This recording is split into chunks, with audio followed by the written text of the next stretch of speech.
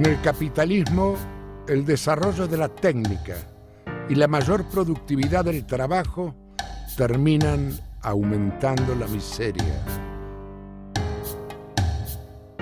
Solo algunos se llevan las ganancias obtenidas a partir de la explotación de otros hombres. Los ricos florecen sobre nuestra miseria.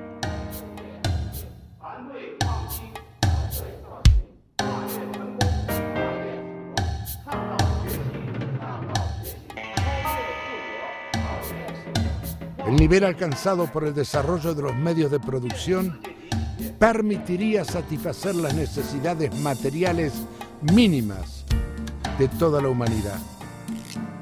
Podríamos erradicar enfermedades, abolir el analfabetismo, terminar con el hambre, sembrar los desiertos.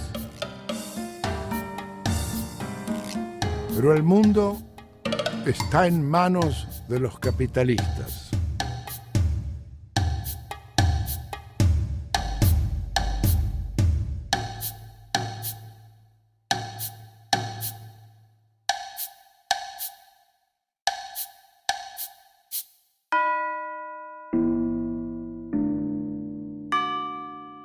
La democracia imperialista es una máscara que encubre la explotación de seres humanos, el saqueo del planeta y la destrucción del medio ambiente sin ninguna preocupación por las futuras generaciones.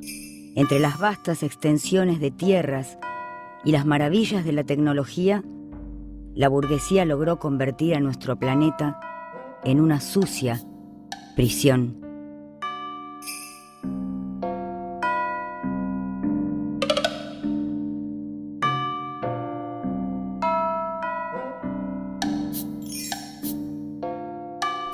Como decía Carlos Marx, la clase obrera no tiene nada que perder, más que sus cadenas. Esclava de la maquinaria capitalista, a su vez es la única que puede parar la producción. Hacemos andar el transporte, las fábricas, las comunicaciones, los bancos. Hacemos andar al mundo. Товарищи, рабочая крестьянская революция, о необходимости которой все время говорили большевики, совершилась!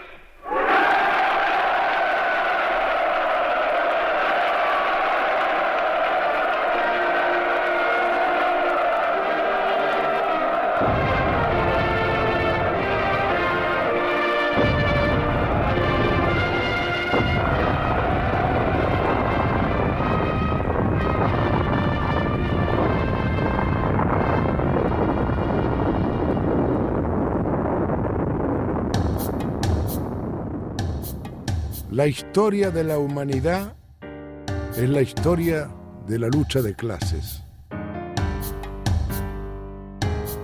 Las grandes luchas por la libertad pretenden ser ocultadas. Si una revolución es derrotada por las armas, se busca que los vencidos sean olvidados. Si una revolución es traicionada desde adentro, se busca imponer la idea de que ese es el único final posible. Para seguir expropiándonos todos los días, los capitalistas necesitan expropiarnos nuestra historia. Y la historia más terrible para ellos es aquella que muestra que podemos vencer.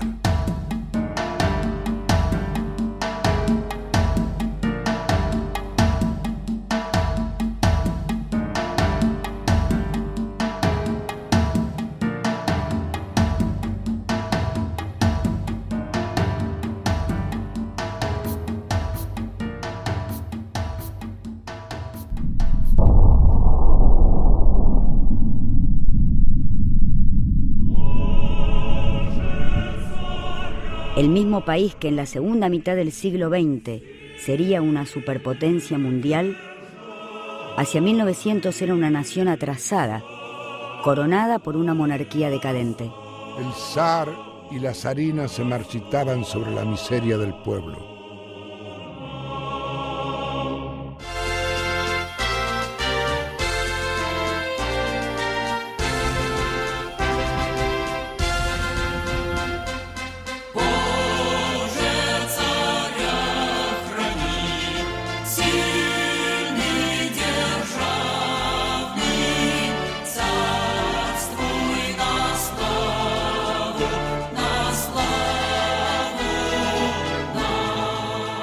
La Rusia zarista era un viejo imperio que oprimía múltiples nacionalidades.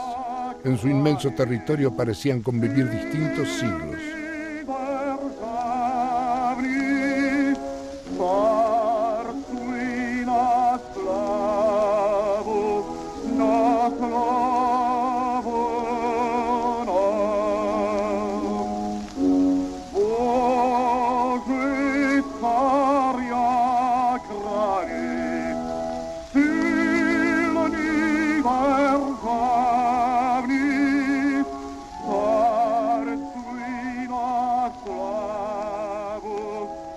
Una mayoría aplastante de campesinos sin tierra, pobres y analfabetos, oprimidos por la nobleza y los terratenientes, sobrevivían con una agricultura que se mantenía en el mismo nivel del siglo XVII.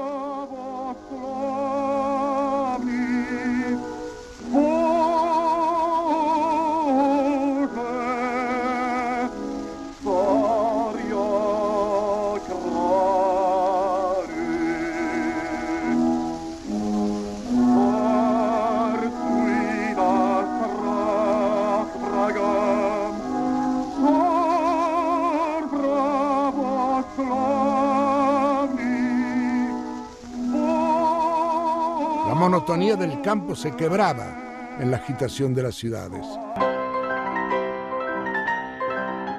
La gran industria establecida en Petrogrado y Moscú concentraba una clase obrera a un nivel comparable con el de Estados Unidos, Inglaterra o Alemania.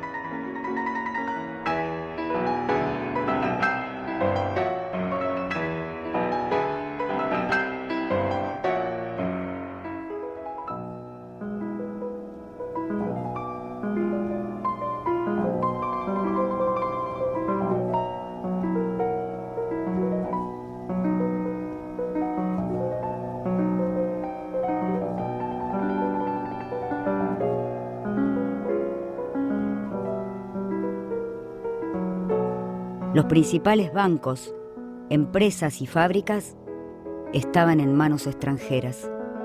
La burguesía rusa se hallaba directamente subordinada a las burguesías imperialistas por un lado y al zarismo y los terratenientes por otro.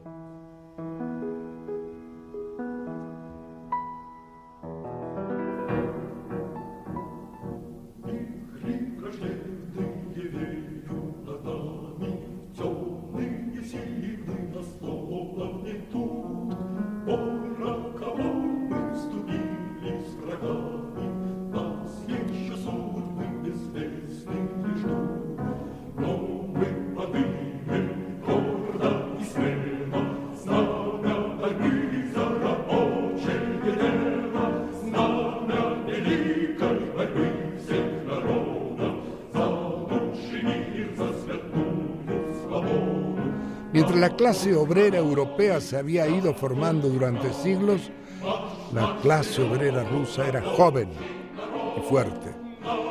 Recién llegada del campo, subió la transformación repentina de sus condiciones de vida y de sus relaciones sociales.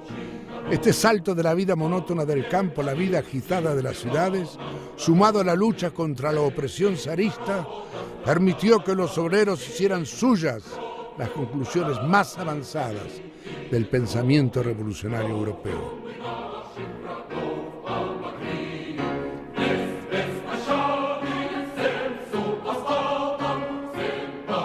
Esta Rusia de los contrastes no tardaría en estallar.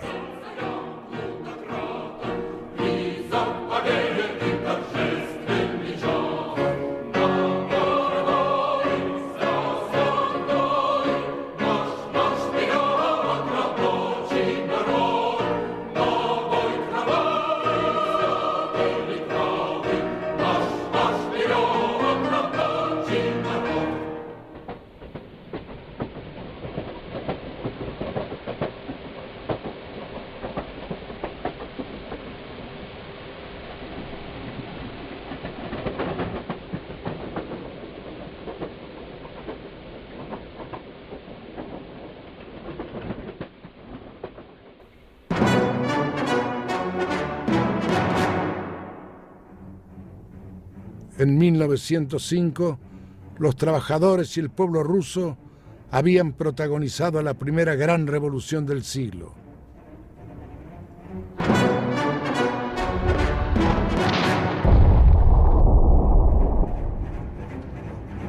En 1905, el zarismo estaba en guerra con Japón.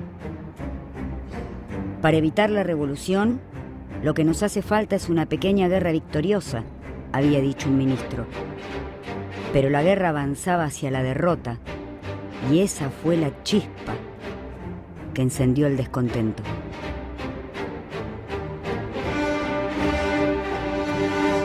A principio de año, estalla la huelga en la fábrica Putilov y comienza una oleada de luchas por la libertad política, por el fin de la guerra, por la libertad de los presos políticos.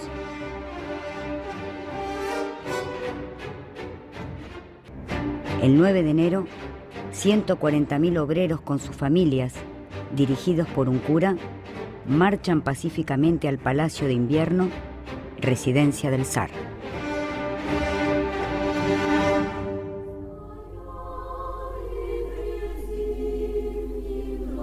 Señor, hemos venido ante ti, buscamos justicia y protección, sufrimos una gran pobreza, estamos oprimidos y agobiados con trabajos que superan nuestra fuerza.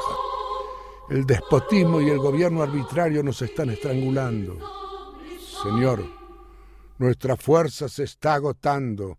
Nuestra paciencia ha llegado al límite. Ha llegado el terrible momento en que es mejor morir que continuar sufriendo un tormento intolerable.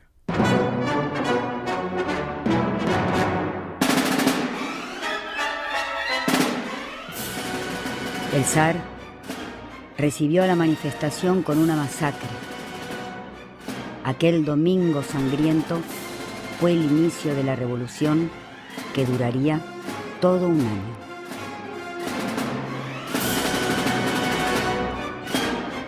La oleada de huelga se extendió por todo el país.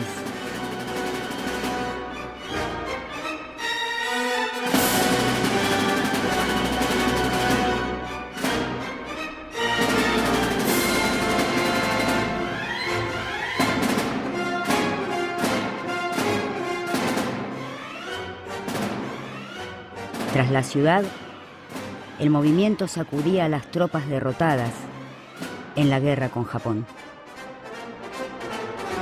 En junio, a bordo del Potemkin, estalló la sublevación en la escuadra del Mar Negro.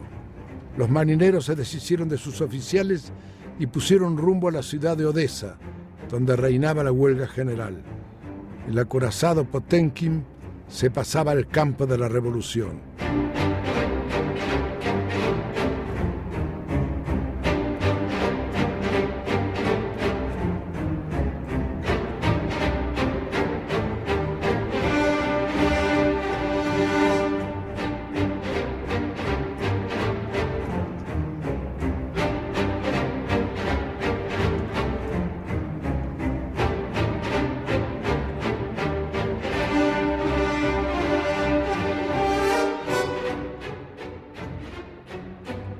La tripulación de los buques enviada a reprimirlos se negó a disparar, pero no se unió a los sublevados.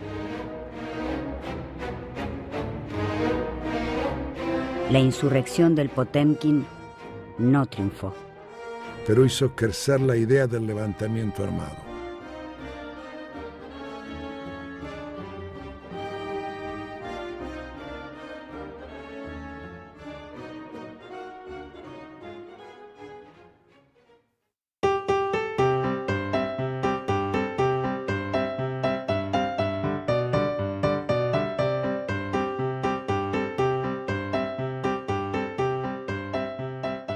El zar, acorralado, prometía libertades democráticas para desviar la revolución. La burguesía liberal pretendía apoyarse en el movimiento de masas para obtener algunas concesiones. Pero los obreros se emanciparon de la burguesía, organizándose aparte de ella y frente a ella en los soviets, verdaderos embriones de un gobierno revolucionario.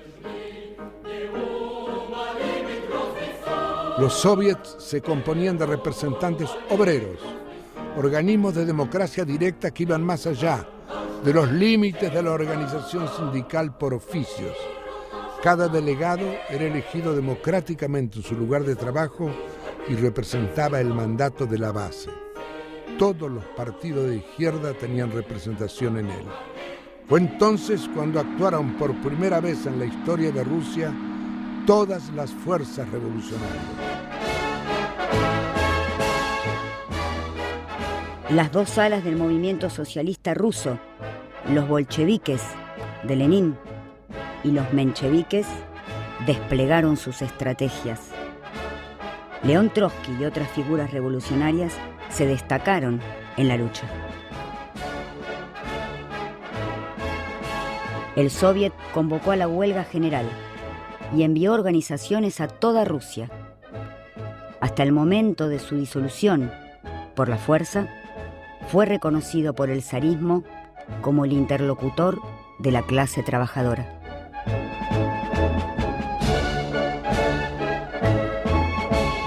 El Soviet proclamó la libertad de prensa. Se editaron libremente periódicos revolucionarios en todas las ciudades.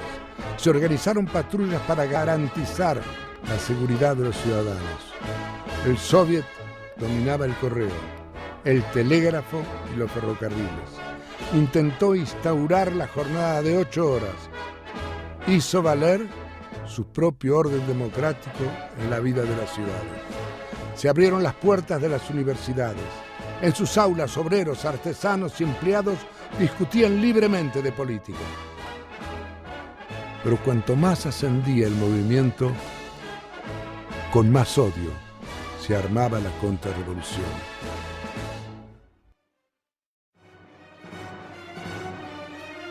En diciembre de 1905, cuando la revolución alcanzaba su punto culminante con la insurrección de Moscú, el Soviet de Petrogrado fue atacado y disuelto.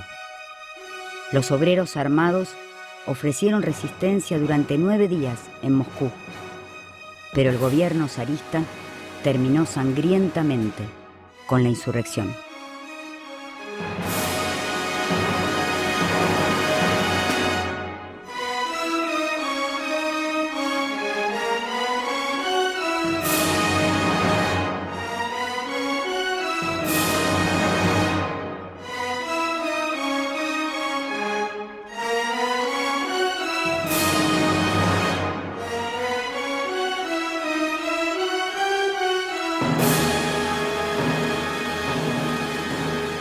El Soviet quedaría en la conciencia de los trabajadores rusos. Durante 50 días el poder obrero naciente y el poder de la monarquía convivieron disputándose el control de la sociedad. Pero esta situación de doble poder no podía sostenerse por mucho tiempo. Uno debía barrer al otro. El zarismo estaba mejor preparado y la reacción triunfó sobre la primera revolución rusa.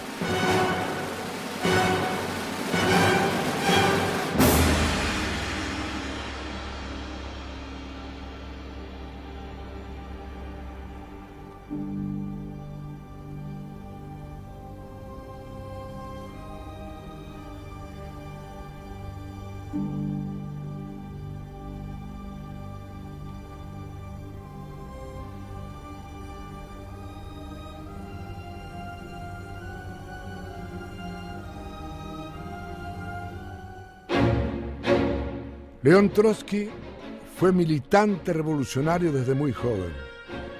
Por su actividad sufrió la cárcel varias veces y fue deportado.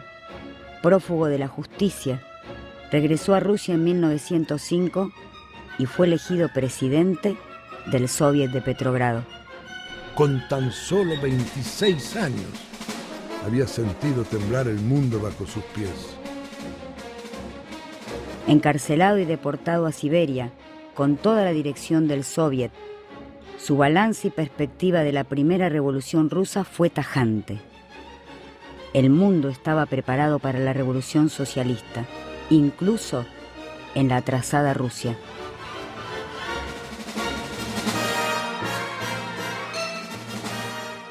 A la dictadura del capital dominio de una minoría explotadora, había que oponerle la dictadura del proletariado, el poder de las clases oprimidas y explotadas.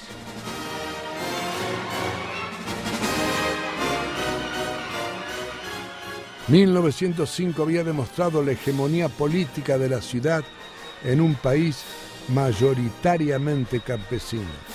Para Trotsky, los trabajadores urbanos eran los que podían dar salida a las penurias de las masas campesinas, acaudillándolas hacia la toma del poder.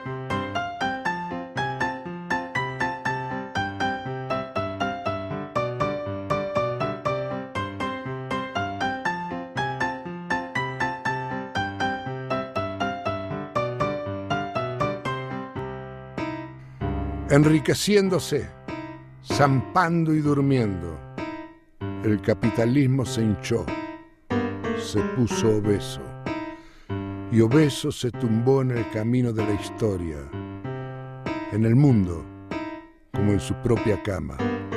No es posible esquivarlo ni pasarlo de largo. El único remedio es volarlo.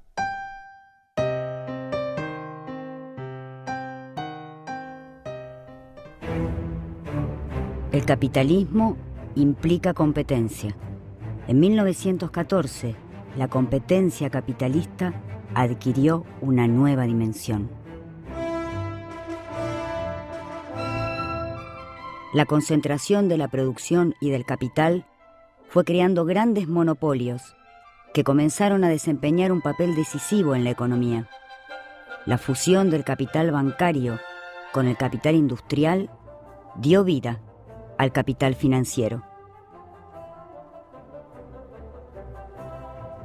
Un puñado de estados ricos y poderosos compitiendo entre sí por el control de las materias primas, de las rutas comerciales y de los mercados, comenzaron a saquear el mundo. Quedó así soldada la división del planeta entre países opresores y oprimidos. Creció la rivalidad entre los viejos imperios coloniales y los nuevos que se estaban desarrollando. La economía se volvió política y la política estrategia militar. En su disputa por el control global, sumergieron al planeta en la masacre de la Primera Guerra Mundial. El espíritu de destrucción dominó las ideas hasta la glorificación y justificación de la muerte.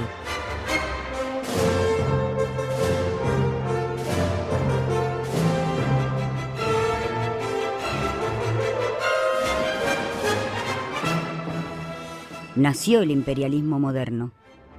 Se abrió una época de guerras, crisis y revoluciones que llega hasta nuestros días.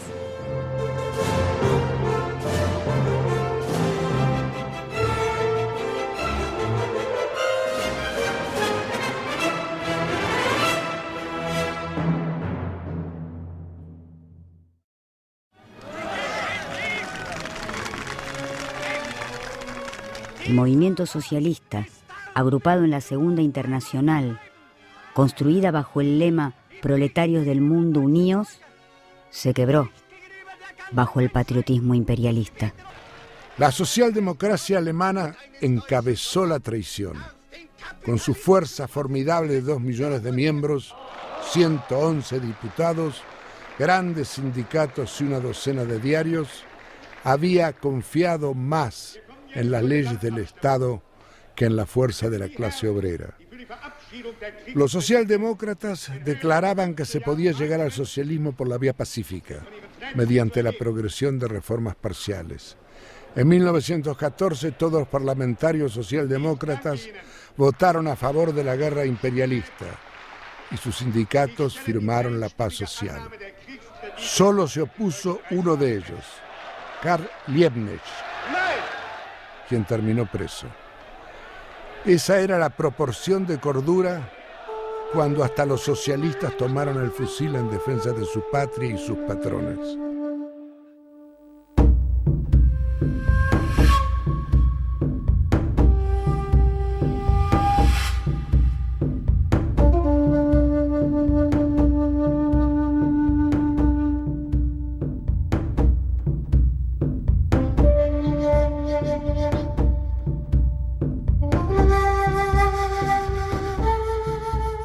Y en medio de aquel inmenso manicomio se irguió el único cuerdo, Zimmerwald.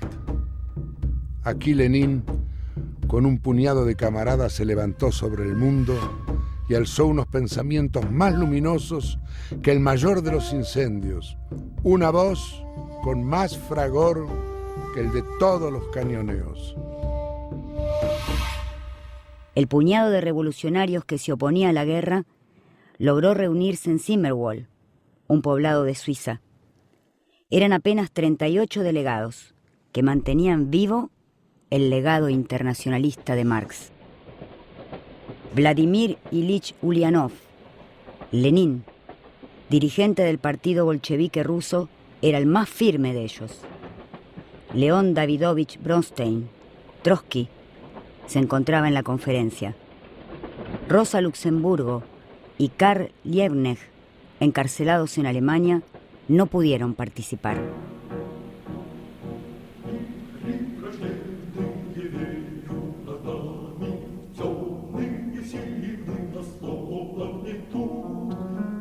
Para Lenin, el aislamiento no debía traer desesperación. La Gran Guerra sería partera de revoluciones. Las masas trabajadoras, a las que se les había cambiado el overol por el uniforme, empujadas por un sufrimiento nunca antes visto, entrarían a la política revolucionaria con un fusil en la mano. La guerra se volvería contra la burguesía. La tarea de los revolucionarios era convertir la guerra imperialista en guerra civil.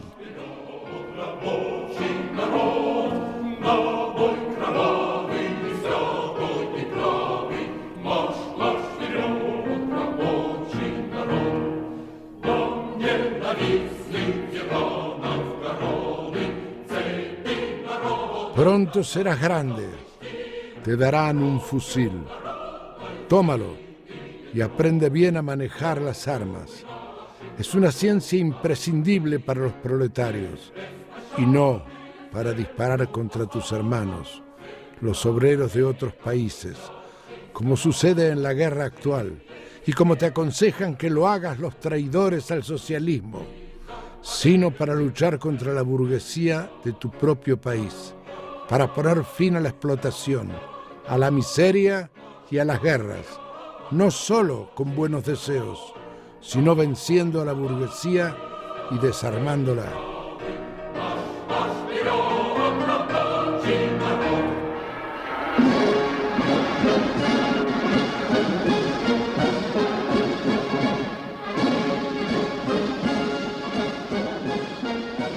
En 1914, el zarismo entra a la guerra como peón de Inglaterra y Francia.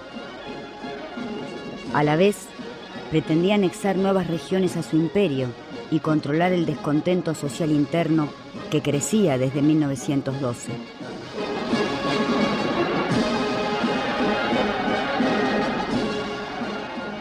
Explotando el patriotismo, reclutó 10 millones de hombres en las aldeas.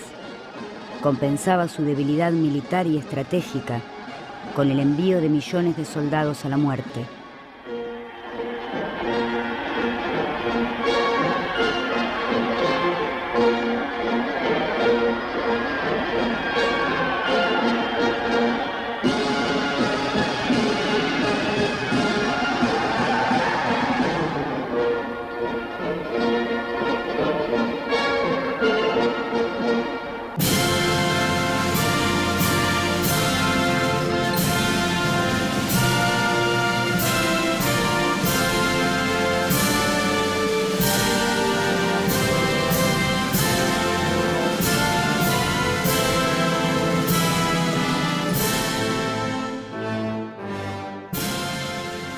Escaseaban las botas y los rifles.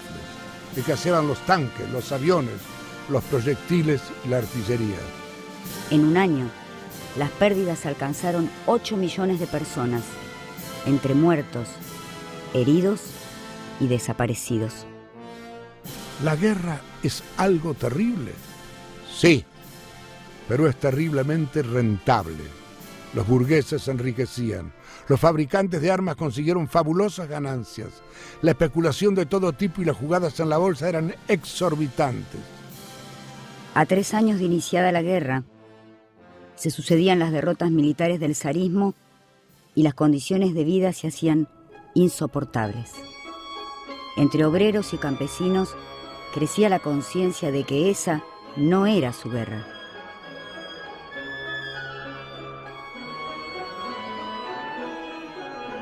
También en los barcos la radicalización era cada vez mayor. Los buques de guerra eran como fábricas flotantes. Entre la tripulación había un gran número de trabajadores calificados que habían salido de las fábricas. Muchos de estos marineros habían participado en los movimientos revolucionarios antes de la guerra.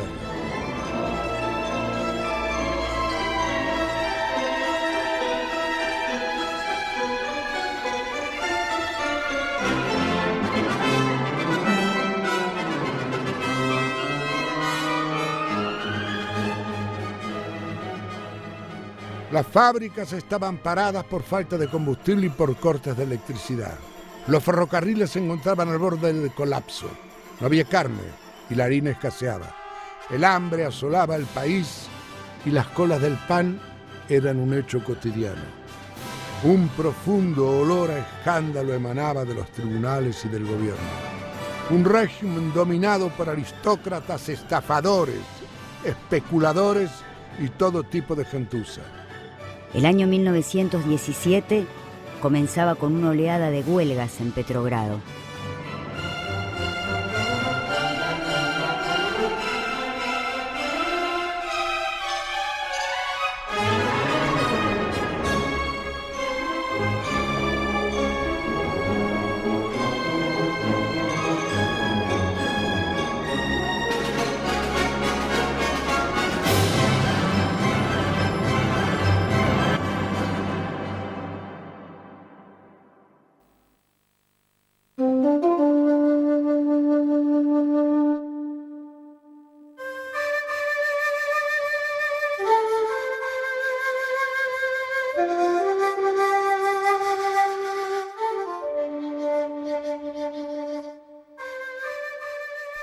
No tengo palabras para describir los horrores de la última entrada. Lo maravilloso es que no hayamos muerto todos de frío. Solo me mantiene caliente el ardor de la vida dentro de mí. Olvido el hambre por el hambre de vida. No hay signo de vida en el horizonte. Y sí, miles de signos de muerte. Ni una brizna de pasto, ni un insecto. Supongo que puedo soportar el frío, la fatiga y el estar cara a cara con la muerte, también como cualquier otro. Pero para mí hay algo extra, la extensión universal de la fealdad.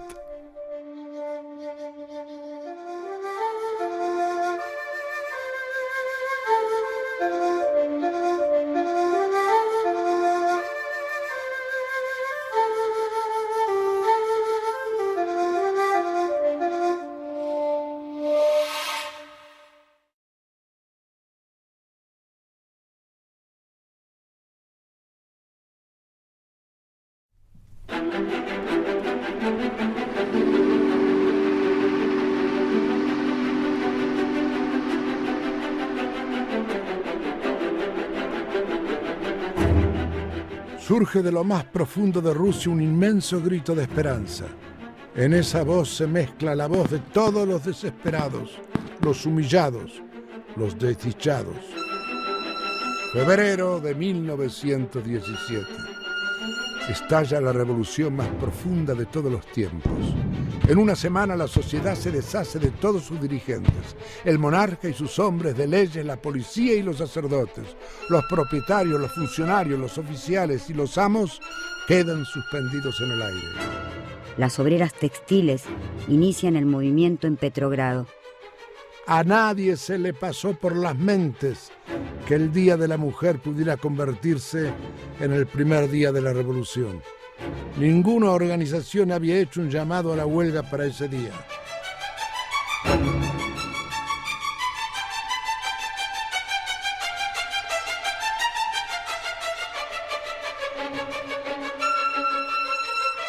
En 5 días se suceden infinidad de manifestaciones callejeras y cada vez más fábricas y sectores obreros se suman a la lucha.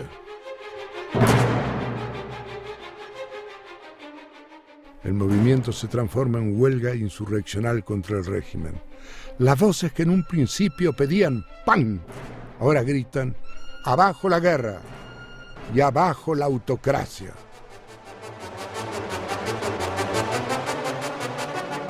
Las masas invaden las calles, se enfrentan al enemigo, ponen amistosamente la mano en la espalda de los soldados, atacan, se dispersan, de vez en cuando se apoderan de armas, transmiten noticias, recogen rumores y se convierten en un ser colectivo dotado de innumerables ojos, oídos y brazos.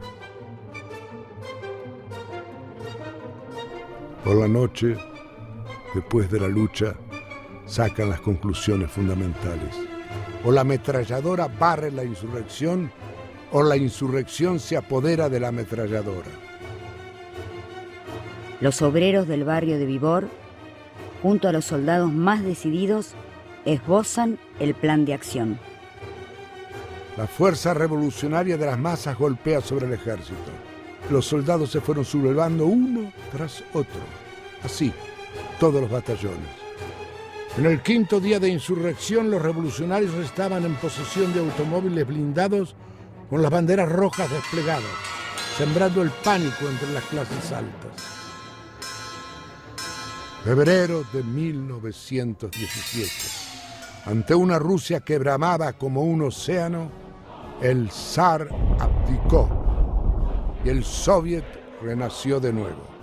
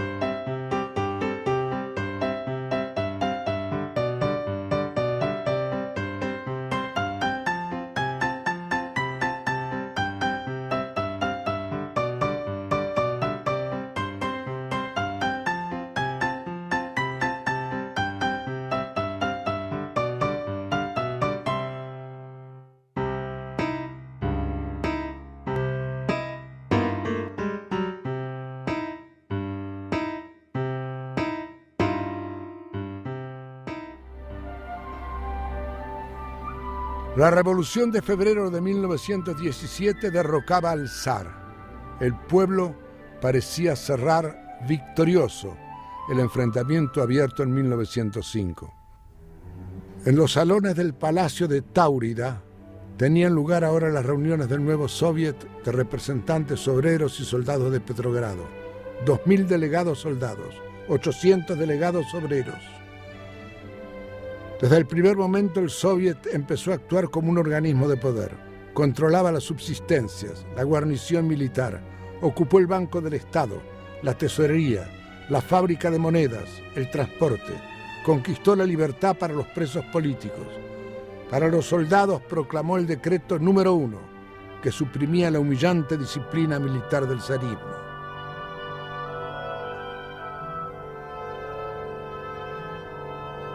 Las masas se referenciaban en el Soviet, pero paradójicamente el poder había quedado en manos de la burguesía.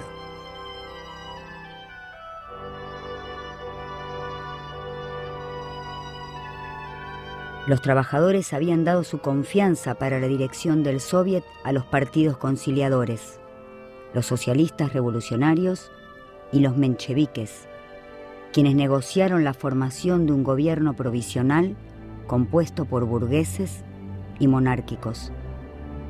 Así, tras la revolución, un antiguo príncipe terminó como primer ministro. El líder del derechista partido cadete, Milyukov, ministro del Exterior. El único personaje con popularidad sería Kerensky, ligado al Partido Socialista Revolucionario. Era visto por los trabajadores como su representante dentro del gobierno.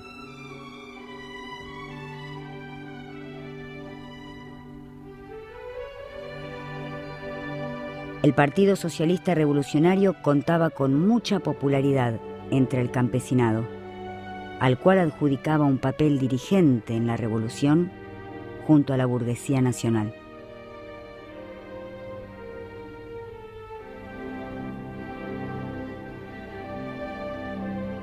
Los mencheviques se reivindicaban marxistas, pero eran la fracción más conservadora del movimiento socialista ruso. Para ellos, la atrasada Rusia no estaba preparada para la revolución socialista. Primero había que hacer una revolución burguesa, desarrollando el capitalismo y la democracia republicana. Su estrategia se oponía a la toma del poder por los trabajadores.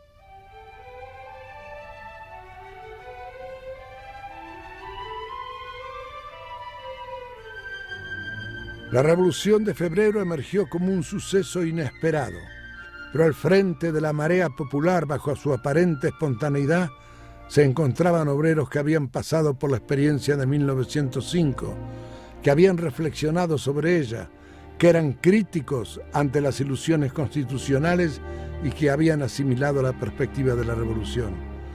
Entre ellos sobresalían los obreros templados y educados por el partido de Lenin. Tiraron abajo al zar, pero no pudieron poner el poder en manos de la clase obrera. Hacía falta la acción del Partido Revolucionario.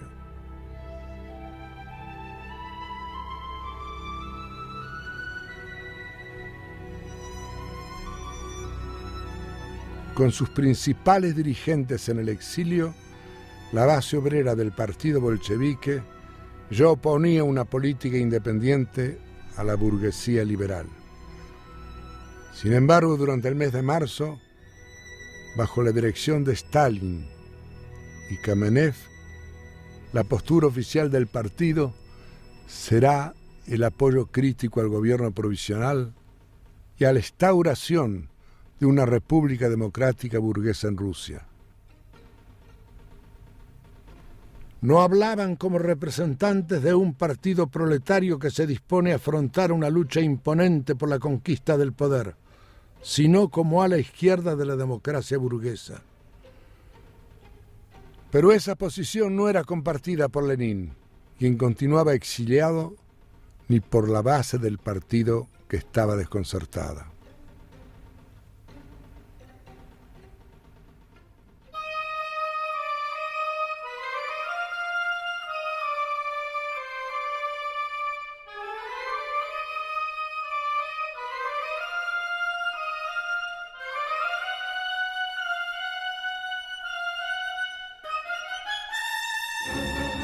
A fines de marzo de 1917, un mes después de la caída del zar, Lenin parte en tren desde Suiza atravesando Alemania junto a otros 30 exiliados.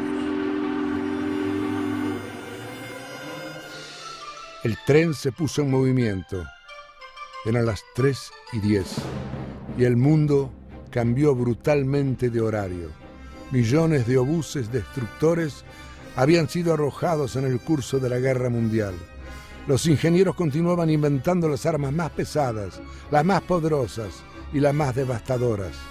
Pero ningún obús fue más devastador y más decisivo que este tren, con su cargamento de revolucionarios, los más peligrosos y más decididos del siglo. Este tren, que se lanzaba a través de toda Alemania hacia Petrogrado, se preparaba para hacer explotar el orden de los tiempos.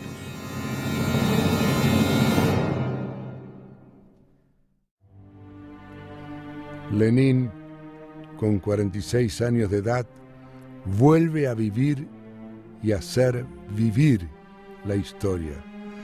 Para entender a Lenin, quién era, cómo era, se debe enfrentar palabra por palabra, imagen contra imagen, la falsificación que se ha hecho de su vida y sus ideas.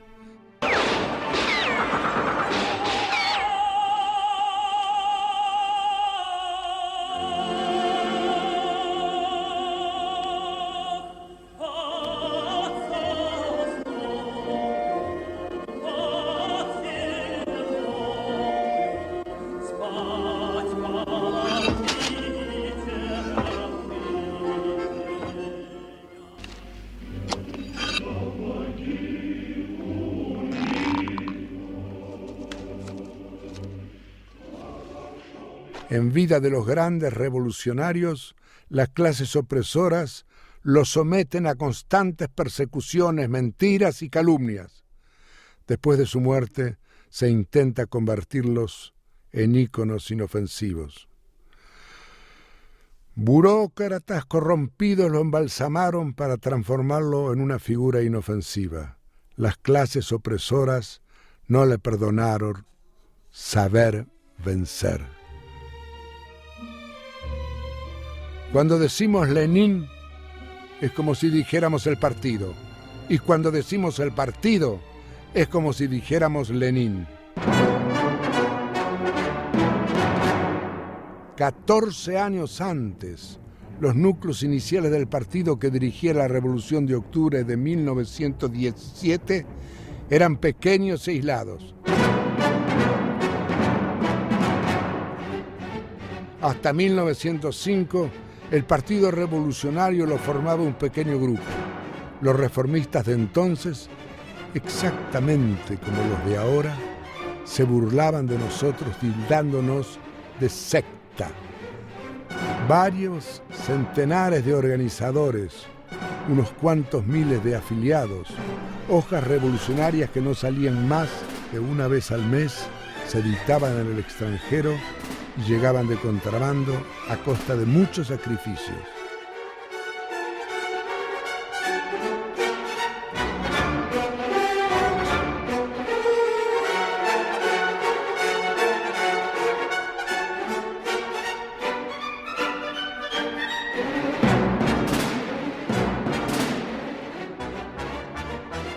No obstante, en 1905 el panorama cambió por completo en el curso de unos meses. Los centenares de revolucionarios se transformaron de pronto en millares.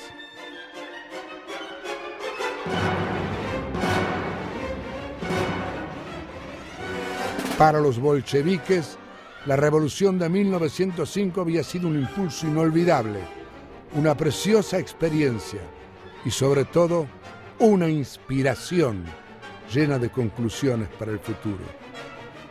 Para Lenin, el programa y las ideas socialistas no debían quedar en pequeños círculos. Hacía falta un partido político revolucionario para llevarlas a las masas.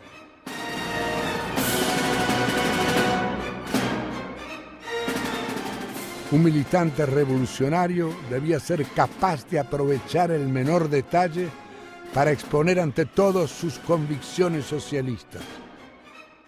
¿Y qué es, por ejemplo, cualquier huelga sin una pequeña crisis de la sociedad capitalista? En cada huelga se oculta la semilla de la revolución. Los bolcheviques debían dirigir la lucha de la clase obrera no solo para conseguir ventajas salariales, sino para destruir el régimen social que obliga a los desposeídos a venderse a los ricos. Debemos emprender una intensa labor de educación política de la clase obrera, de desarrollo de su conciencia política. La verdadera educación de las masas no puede ir nunca separada de la lucha política independiente y sobre todo de la lucha revolucionaria de las propias masas. Solo la lucha educa a la clase explotada. Solo la lucha le descubre la magnitud de su fuerza, amplía sus horizontes, eleva su capacidad, aclara su inteligencia y forja su voluntad. Bajo la dictadura zarista, con una brutal represión y sin libertades políticas, el partido debía ser centralizado, preparado para el trabajo clandestino. Los bolcheviques habían llegado a 1905 con 8.000 militantes, insertos en los principales conglomerados industriales, militando en contacto estrecho con las masas trabajadoras. Esto les permitió influir y demostrar en los hechos la política socialista. Estamos en tiempos de guerra. La juventud decidirá el desenlace de toda la lucha. La juventud estudiantil y aún más, la juventud obrera. No teman su falta de preparación. No teman ante su inexperiencia. Los acontecimientos los educarán en nuestro espíritu. Con esta actitud, los bolcheviques estuvieron en la primera trinchera de la revolución de 1905. Por ellos, las ideas socialistas fueron tomadas por los trabajadores en las barricadas, en los motines militares, en las insurrecciones urbanas. La revolución fue derrotada, pero el tipo de organización creada por Lenin permitió al movimiento socialista resistir la desmoralización. Cerrando filas entre los más convencidos, se evitó que las conquistas programáticas y las lecciones revolucionarias de 1905 se perdieran en el reflujo. Su principal conclusión de 1905 fue confirmar una de las tesis fundamentales de Carlos Marx, que la insurrección es un arte. Nosotros mismos no hemos estudiado ni enseñado a las masas de manera suficiente este arte. Ahora debemos corregir con toda energía ese descuido. No basta tomar partido en cuanto a las consignas políticas. Es preciso tomarlo también con respecto a la insurrección armada. Quien esté contra ella o no se prepare para ella, debe irse de las filas de la revolución por traidor o por cobarde. Se acerca el día en que los acontecimientos y la lucha nos obligarán a distinguir amigos y enemigos según este principio.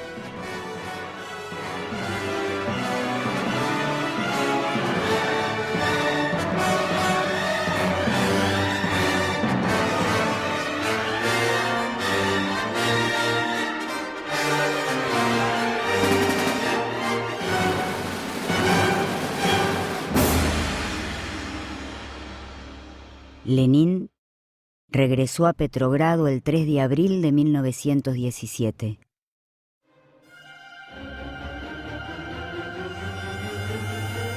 Queridos camaradas, soldados, marineros y obreros, me siento feliz al saludar en vosotros a la revolución rusa triunfante, al saludaros como a la vanguardia del ejército proletario internacional. No está lejos ya el día en que, respondiendo al llamamiento de nuestro camarada Karl Liebknecht, los pueblos volverán las armas contra sus explotadores capitalistas.